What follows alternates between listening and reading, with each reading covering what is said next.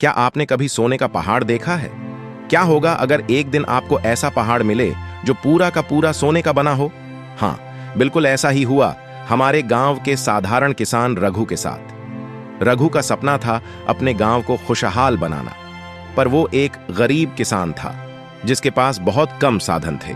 लेकिन एक दिन उसे एक ऐसा रहस्यमय पहाड़ मिला जो उसके गांव की तकदीर बदलने वाला था। रघु कैसे पहुंचा इस सोने के पहाड़ तक, और क्या वो इस खजाने से अपने गांव की मदद कर पाया? आइए जानते हैं इस रोमांचक सफर में, जिसमें दोस्ती है, मेहनत है और एक ऐसा रहस्य है जो आपको चौंका देगा। तो तैयार हो जाइए इस अद्भुत कहानी को जानने के लिए। एक छोटे से गांव में रघु नाम का एक गरीब किसान रहता था। उसकी मेहनत और लगन से उसके पास थोड़ी सी जमीन थी जिस पर वह खेती करता था।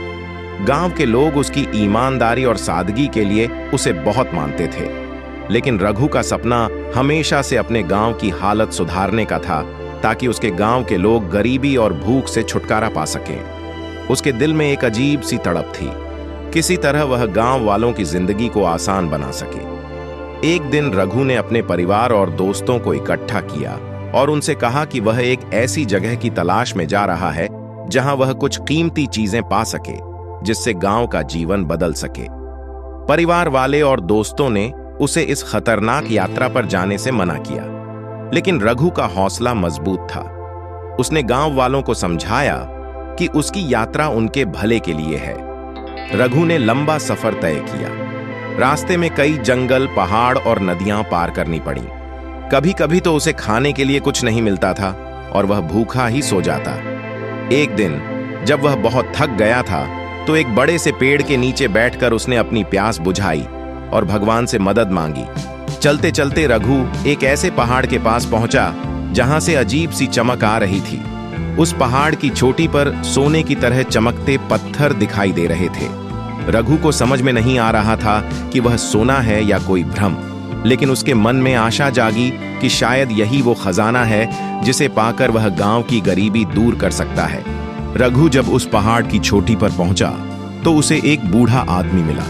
उस आदमी के सफेद बाल और लंबी दाढ़ी थी, आंखें गहरी और समझदार। बूढ़े ने बताया कि ये सोने का पहाड़ केवल उसी के लिए है जो इसे गांव के भले के लिए उपयोग करेगा। रघु ने उसे विश्वास दिलाया कि वह इस सोने से अपने गांव की मदद करना चाहता है। रघु ने बूढ़े आदमी से इजाजत ली और सोने का एक हिस्सा अपने साथ ले लिया। वह थका हुआ था, पर उसकी आंखों में खुशी थी। गांव पहुंचकर उसने सभी गांव वालों को इकट्ठा किया और उनकी जरूरतें पूछीं। उसने सोना बेचकर उन सभी की मदद की। गांव के हर घर में खुशहाली आ गई और लोगों ने रघु को अपना हीरो मान लिया। अब रघु के गांव में गरीबी और भूख नहीं रही। लोग खेती करने लगे और गांव में खुशहाली फैल गई। हर घर में हंसी खुशी और प्यार का माहौल था। रघु ने साबित कर दिया कि अगर इरादा नेक हो तो कोई भी कठिनाई उसके रास्ते में नहीं आ सकती। इस कहानी में रघु ने अपने साहस और मेहनत से साबित किया कि सच्चा खजाना वो है जो दूसरों की मदद के काम आए।